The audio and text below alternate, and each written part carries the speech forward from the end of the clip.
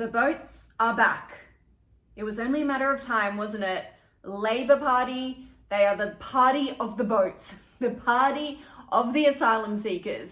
Whenever they get into power, it's like a little bell goes off in the minds of the asylum seekers. They're like, they just see money, see dollar signs everywhere around them. You know why? Because Labour is shocking with border protection. Everyone knows they're weak. They're asleep at the wheel. And that's why the people smugglers are taking full advantage of our idiotic, incompetent parliamentarians that are in power. It's so embarrassing. But let me tell you, once they start, they're not going to stop because they know that they can get to our shores. Exactly what happened a couple of days ago. A group of 40 men, yes, men, no women or children were on this boat. I wonder why. Maybe because they're not truly fleeing persecution. Anyway, a group of 40 men from Bangladesh, India, and Pakistan docked their boat on the rugged shores of Western Australia in a very remote part of town. They got off the boat, they started walking. 30 of them went one way, another 13 of them went another way. They both ended up in different Aboriginal communities. The group of 40 went to Beagle Bay. The group of 13 went to Pendle Bay, about 50 kilometers apart from each other. They were all in very good health, of course, because they're middle-aged, young, fit men. A few scratches and bruises from walking through the mangroves and stuff. The Aboriginal community helped them. That was very nice of them, of course. And then they told them that they should hang around, that they shouldn't be scared. They calmed them down, gave them water. And the groups kind of just relaxed for a while until Western Australian police came and got them and implemented Operation Sovereign Borders and took them off to Naru where they'll be processed. And of course this has created this political shitstorm because, well, we all know that Peter Dutton is going to politicize this, which he kind of should, because in no way do we need asylum seekers to be coming on leaky boats again, not just for our sake, but also for theirs. We all know that asylum seeking is a massive money grab for the people in charge. They give them all this false hope that they're going to get to Australia and be able to start a new life, and it just doesn't happen.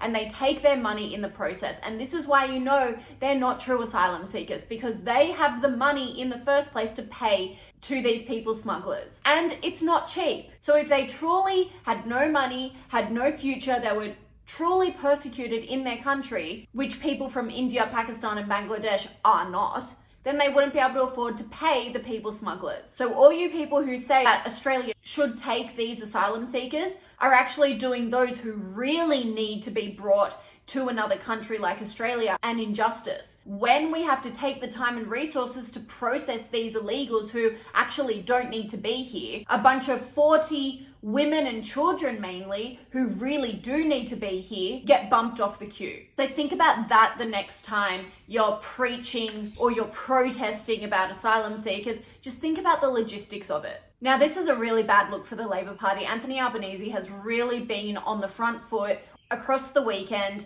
He's been berating Peter Dutton for politicising this, which obviously Peter Dutton is going to exploit this as much as he can, but he has some good points. Anthony Albanese is saying that this would have happened under a Liberal coalition government anyway. He's saying that Operation Sovereign Borders has not changed at all since ScoMo was in power, which is true.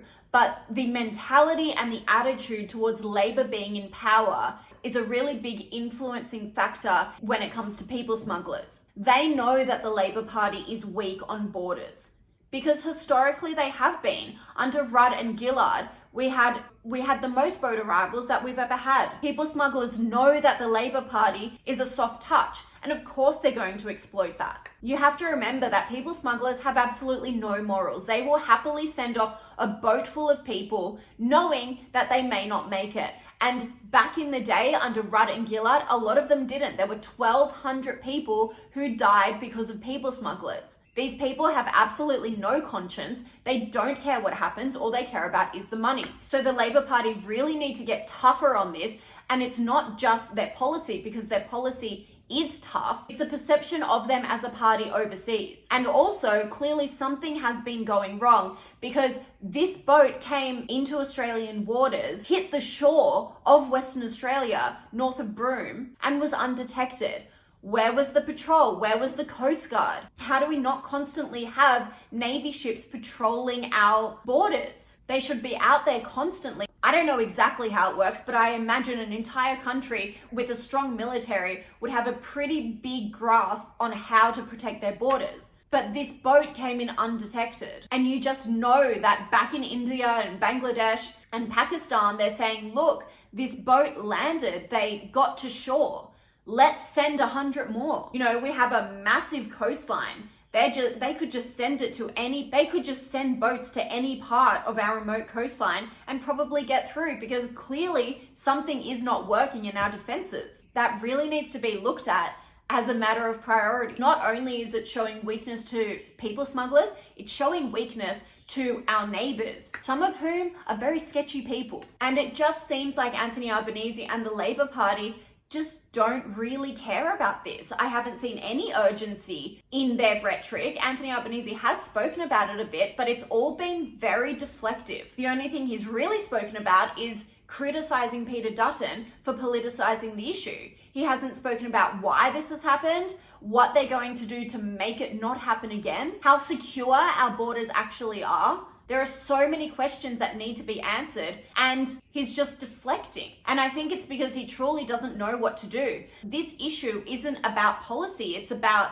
the heart and soul of the Labour Party and the fact that they're historically weak on immigration. Now, Anthony Albanese was travelling in a long car ride up to Lake Haven in New South Wales, which is in northern New South Wales. So he had a lot of time in the car when he found out that these asylum seekers had landed. And when he got to Lake Haven, a reporter asked him a question about it. And he said, well, I've been traveling. I'm not up on all of the latest information, which is completely ridiculous because, well, when you're traveling in a car, a chauffeured car, the guy's not driving himself, then I would have thought that that's a perfect time to be catching up on news, as quite frankly is to do with national security. Would you not be on the phone to ASIO, to the federal police, the defense force, all of your ministers that are involved? There are so many people who you would be speaking to in order to get all of the information so you could then pass it on to the public and make sure everyone is feeling confident that this Labour Party is handling the issue. Instead, he's making excuses, he's deflecting, giving us no information. He said today that it's all under control. Well, I'm sorry, I don't have that much confidence in you, Anthony Albanese. And I put this out on my social media when it first broke. And of course, cue the comments of, you're racist, how dare you, we should let everyone into this country who wants to come. Now, these comments always come. They are ridiculous, they're idiotic, and they're quite frankly dangerous.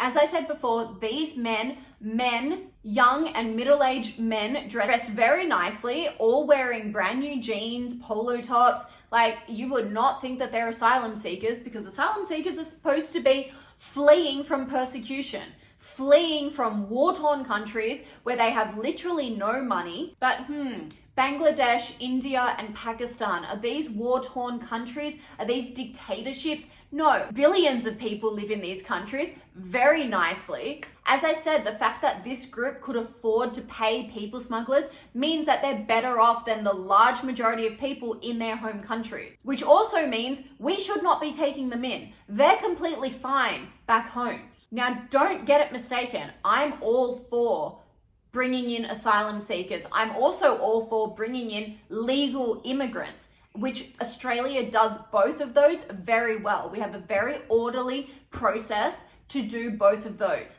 Our asylum seeker intake is very generous. Our immigration intake is also very generous. And we need immigrants. I'm not saying this as it's like we're helping them out. We need immigrants to prosper our country. And we take many, many migrants from India, from Bangladesh, from Pakistan. They contribute to our society in a really good way. But coming in on a boat is not the way to do it, let me tell you. They're trying to take a shortcut.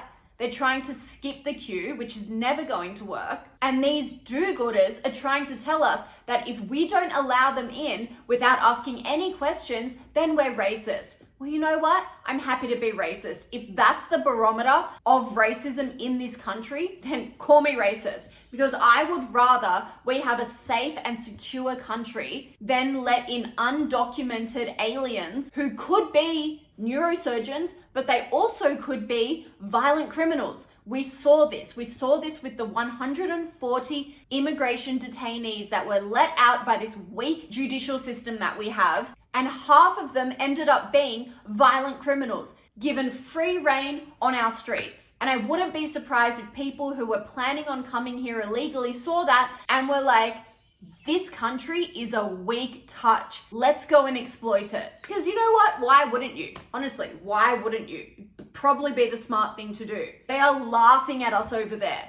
They see that our judges are putting the well-being of violent illegal immigrants over the well-being and safety of hard-working Australians. And they're saying, cha-ching, we found paradise. It's an absolute joke. What I really want to know is these virtue signalers, what do they want? What is their ultimate aim for this? Do they just want open borders where every person from any country around the globe can flood in and they will immediately be given everything that they need, money, job, a car, clothing, food, shelter? Taxpayers will miraculously be funding all of this for 90% of the world because, let's face it, 90% of the world is less well off than we are here in Australia. So what do they want? Floodgates open, bring them all in, and what's going to happen then? You know, they can never tell you. They can never tell you what happens after everyone comes. What's their process? How's everyone going to live? And you know what? These are the same people who are out there on TikTok complaining about the rental crisis.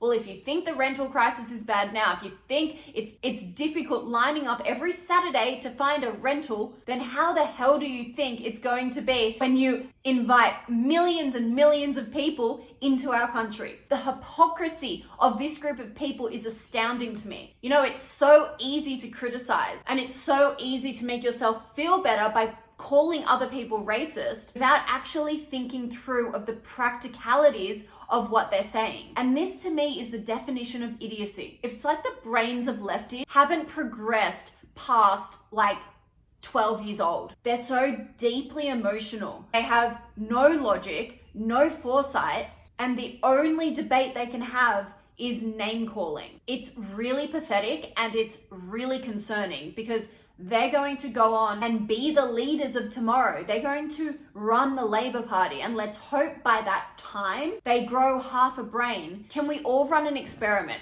Everyone who is campaigning for open borders to allow all legal immigrants to settle here without any questions, take them into your home. You have to have them for the duration of the processing. So they take them into their home. They have to find a place for them to sleep. Hey, it'll be alongside their family. See how that turns out. They have to pay for everything: food, clothing, shelter, doctor's appointments. They have to try and find them a job. They have to do exactly what they're suggesting the government should do for asylum seekers. And they have to keep them for as long as it takes for them to be processed through the normal channels and approved to stay here. Now, that could take decades because of course there's a massive backlog.